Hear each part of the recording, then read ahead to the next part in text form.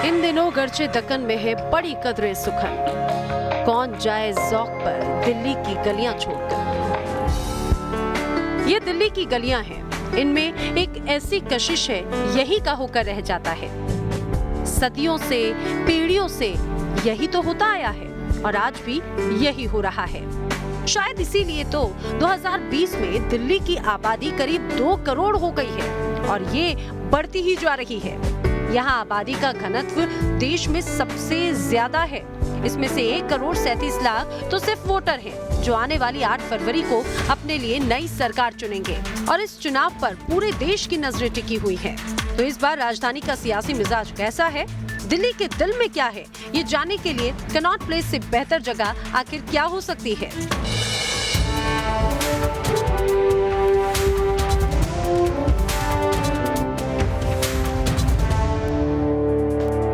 दिल्ली का दिल, दिल्ली की शान कही जाती है ये कनॉट प्लेस। और आपको बता दें, कई इतिहासकार और आर्किटेक्चर के माहिर जो लोग होते हैं वो कहते हैं कि ये दिल्ली का ड्राइंग रूम है। ड्राइंग रूम यानी आपके घर की वो जगह जिसमें आप मेहमानों को बुलाते हैं, मेहमान नवाजी करते हैं, सबसे खूबसूरत बना कर रखते हैं। तो इसीलिए कहा जाता है दिल्ली का सबसे खूबसूरत हिस्सा है। और आपको ये भी जानकारी दूँ कि दुनिया के जो सबसे महंगे ऑफिस प्लेसेस हैं उसमें कनॉट प्लेस टॉप 10 लिस्ट में आता है। और हिंदुस्तान के जो सबसे महंगे ऑफिस प्लेसेस हैं उनमें पहले 2 पायदान पर हमेशा बना रहता है।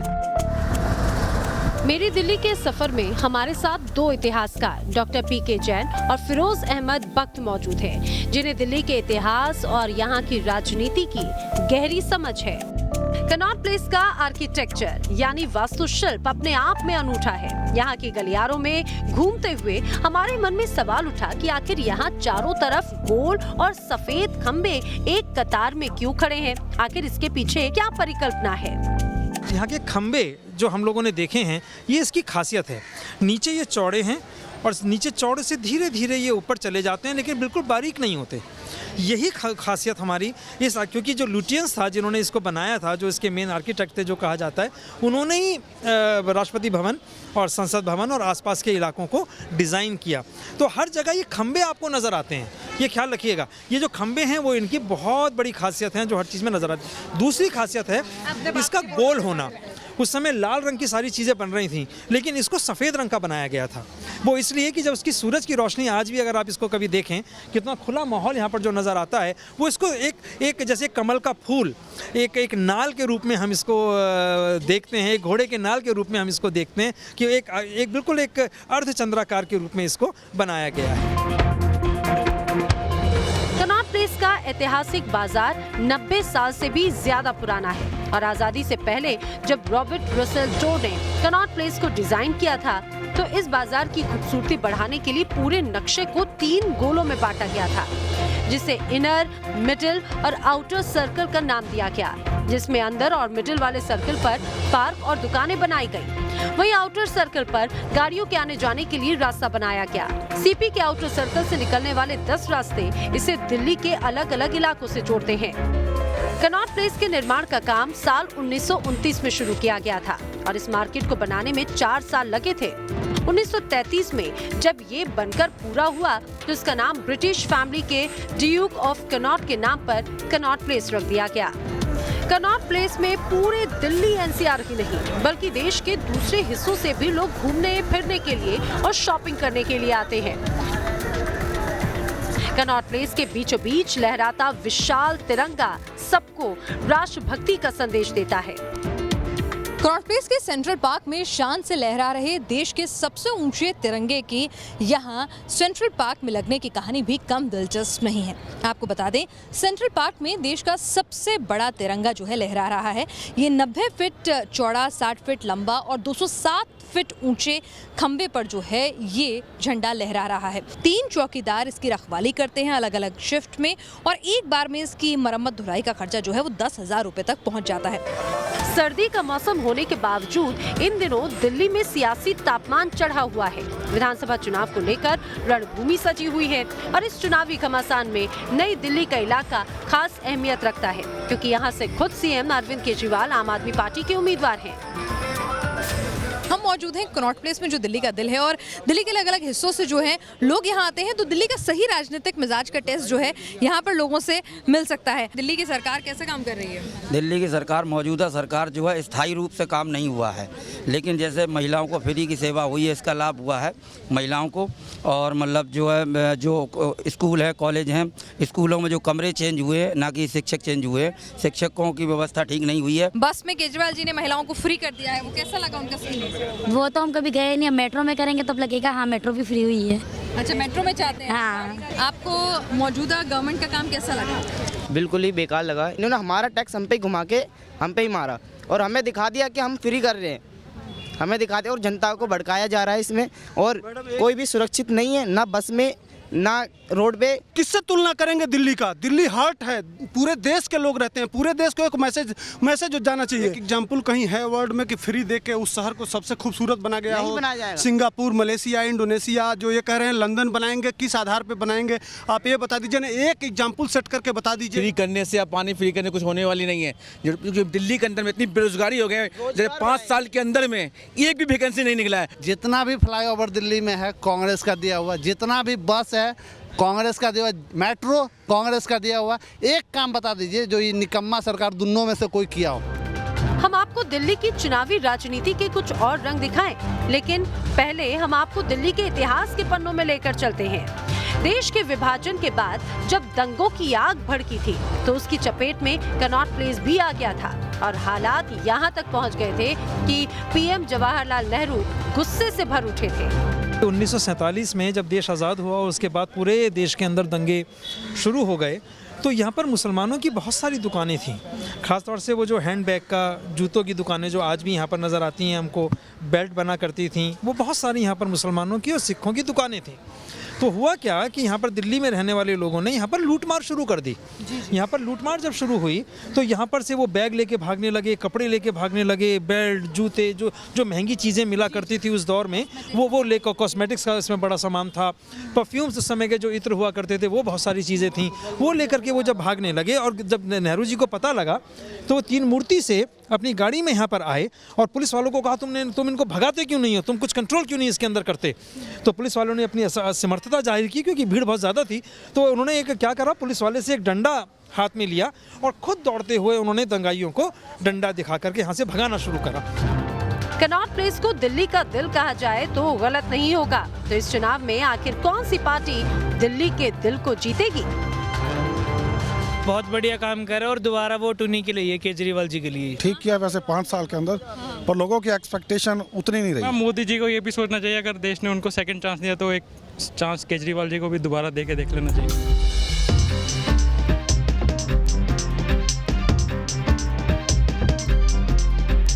नई दिल्ली देश की सत्ता का एपिक सेंटर है, लेकिन यहाँ इतिहास की कई ऐसी धरोहरें भी हैं। इनमें से एक है अग्रसेन की बावड़ी, जिसके बारे में मान्यता है कि इसे महाभारत काल में बनवाया गया था। दिल्ली की सियासत की बात हो रही है, लेकिन दिल्ली के इतिहास के साथ, और ऐसे में नई दिल्ली में भी दिल्ली का एक इतिहास जो है वो मिलता है इस बावड़ी के तौर पर। देखकर आपको लगेगा कि भाई ये बावड़ी जो है वो दिल्ली के दिल कनॉट प्लेस में क्या कर रही है और कैसे पहुंच गई, इसके बारे में तो कम ही लोग जानते हैं। लेकिन मकसद ही हमारे इस शो का ये है कि दिल्ली की सियासत की बात हो तो दिल्ली के इतिहास पर भी नजर डाली जाए। ये है उग्रसेन की बावड़ी। कितनी पुरानी है, क्या इतिहास है इसका? 14वीं शताब्दी में बनी थी, जब सुल्तान जो यहाँ दिल्ली में राज करते थे, तुगलक लोग। बावड़ी का जो मुख्य उद्देश्य ये होता था कि जो हमारा निम्न स्तर पे, जमीनी स्तर पे जो पानी है उसका स्तर बना रहे। यानी कि अगर हम खुदाई करें तो 5वें या 8 फीट पर, 5 फीट पर खोदते ही पानी जो है वो हमारा ऊपर आ जाए, ये इसकी एक सच्चाई हुआ करती थी। साथ में अगर आप देखेंगे कि ये मेहराबदार जो इसमें गुंबद नुमा ये जो हमारे खाने बने हुए हैं, इन खानों का एक उद्देश्य होता था, एक बड़े फिजियोलॉजिकल इसका उद्देश्य है कि हवा टकराती थी और वो ठंडी होती थी। आप महसूस कर रहे हैं कि यहाँ पर आकर के कभी भी आपको गर्मी महसूस होगी ही नहीं। 105 सीढ़ियों वाली इस बावड़ी में किसी जमाने में लोग तैराकी सीखने आते थे। फिलहाल इसमें पानी नहीं है, लेकिन इसका आकर्षण कम नहीं हुआ। मुझे याद है जब नई दिल्ली के एमपी हुआ करते थे लाल कृष्ण आडवाणी जी, वो बड़ा उनको चाव था इसमें आने का, इसको साफ़ कराने का। उन्होंने साफ़ कराया था। साफ़ कराने के बाद हुआ ये था, इसमें पानी भी जारी करा दिया था, लेकिन उसके बाद फिर वो यहाँ के एमपी नहीं रहे, सरकार बदली, तो तब से इसके बुरे दिन आ गए इस बावड़ी के। इसके बाद हम पहुंचे कनॉट प्लेस के बेहद पास में स्थित एक और हेरिटेज मार्केट यानी कि गोल मार्केट में, जिसका मॉडल नई दिल्ली को डिजाइन करने वाले सर एडविन लुटियन ने साल 1921 में बनाया था। साल 2007 में इसे जो है डेंजरस बिल्डिंग जो है वो घोषित कर दिया गया। तो दुकानें खाली करने के आदेश दिए गए। उस आदेश के खिलाफ जो है दुकानदार कोर्ट में गए, लंबी लड़ाई चली और इस मार्केट को जो है एक संग्रहालय के तौर पर इसका रीडेवलपमेंट होना था शीला दीक्षित के काल में कॉमनवेल्थ गेम्स के दौरान, लेकिन वो जस का तस डब्बे में बंद हो गया। आज हम साल 2020 में खड़े हैं। 2018 में एक और रिनोवेशन प्लान जो है वो थपलियाल साहब ने तैयार किया, अप्रूव्ड हुआ, तस्वीरें जारी की गई, लेकिन 2018 से ये मार्केट जो है खाली है। रिनोवेशन का काम चल रहा है या नहीं ये तो भगवान जाने, लेकिन अभी तक इसका काम जो है वो पूरा नहीं हो सका है।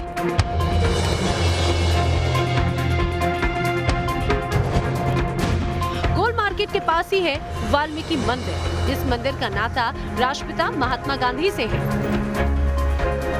आज़ादी से पहले अप्रैल 1946 से लेकर जून 1947 तक का वक्त लगभग 200-225 दिन जो हैं वो गांधी जी ने इसी वाल्मीकि मंदिर में गुजारे थे, क्योंकि वो ये संदेश देना चाहते थे आज़ाद भारत के लोगों को कि आज़ाद भारत में कोई भी जाति, धर्म, लिंग के आधार पर भेदभाव नहीं होगा। आज भी देश के बड़े बड़े नेता नई दिल्ली के इस ऐतिहासिक वाल्मीकि मंदिर में आस्था प्रकट करने आते हैं। अम्मा जी ये बताओ कि काम हुआ है दिल्ली में आपकी? देखो बाहर तो काम हो रहा है, यहाँ नहीं हो रहा है कहीं दिल्ली में काम। मेरे को 28,000 कुछ का बिल आया पड़ा मेरे घर में, और अभी और बिल आने वाला। वो बार बार मैडम मेरे को फ़ोन करके पैसे मांग रही हैं, कह रही तुम पे यही महीना है, इसके बाद तुम्हारे इस बिल पे इंटरेस्ट लगेगा 1.5% का। जब से केजरीवाल जी ने हमारे साथ झाड़ू तो ली, पर झाड़ू वालों के लिए कुछ नहीं किया।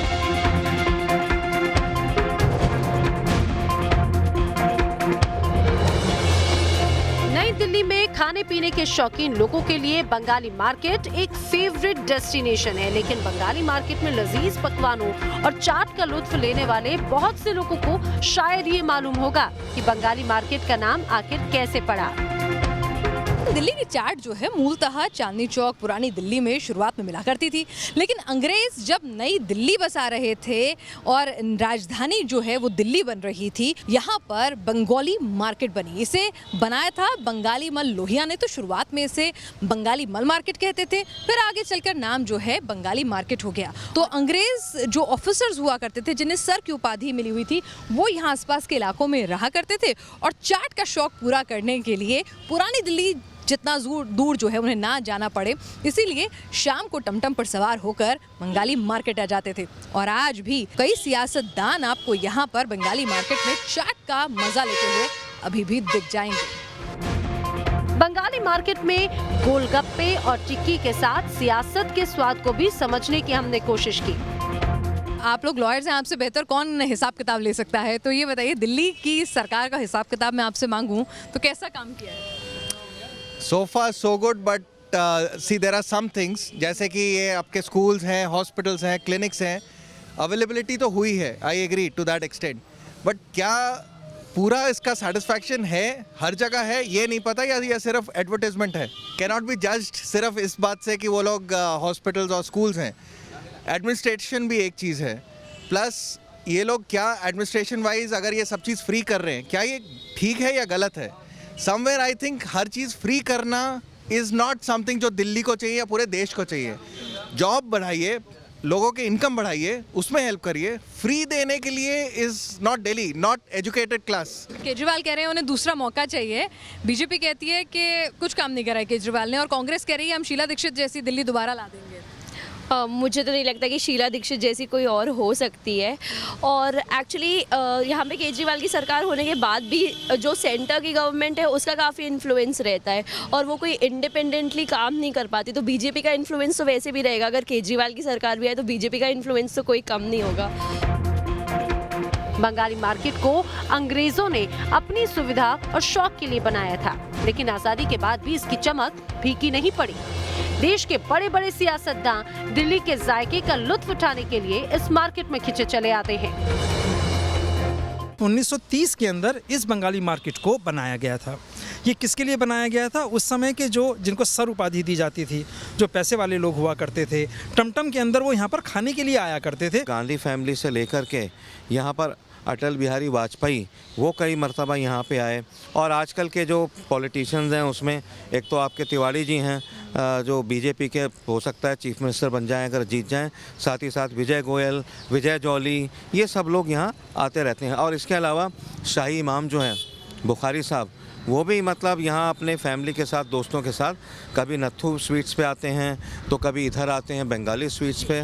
तो ये इसका अपना अलग ही एक स्थान है, और इस आप कह सकते हैं कि इलेक्शन से ये डायरेक्टली इसलिए भी जुड़ी हुई है कि यहाँ इस एरिया में कई लोगों के घरों में भी बूथ बनाए जाते हैं। कुछ लोगों को लगता है कि केजरीवाल सरकार का फ्री का फॉर्मूला चुनाव में चल जाएगा, तो वहीं कुछ लोग इसे कारगर नहीं मान रहे।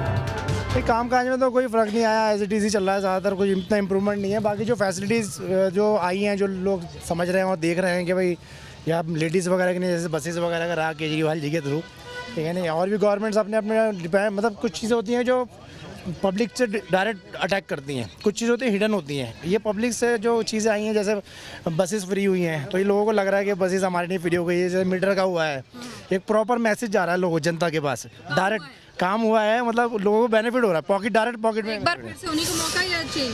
नहीं, मिलना चाहिए मौका, अगर बनता है तो बनना चाहिए। केजरीवाल जी दूसरा मौका मांग रहे हैं और बीजेपी कह रही है कि उन्हें चांस दीजिए, और कांग्रेस पुरानी वाली दिल्ली की बात करती है। ये ऐसे है, ये तो पब्लिक पे डिपेंड करता है। अब अपनी अपनी थिंकिंग है, हर एक का अपना अपना व्यू है, हर एक को अपना राइट्स है, वो तो वोट वाले दिन बताएंगे। लोगों की अपनी अपनी राय है, अपना अपना रुझान है। फिलहाल चुनावी बिसात बीत चुकी है, चुन चुनकर मोहरे चले जा रहे हैं। नई दिल्ली के हाई प्रोफाइल चुनावी संग्राम में क्या अरविंद केजरीवाल को एक बार फिर से विजय मिलेगी, या फिर इस बार पासा पलट जाएगा? इसका पता तो 11 फरवरी को ही चलेगा। नाज़ त्यागी, न्यूज़ नेशन, दिल्ली।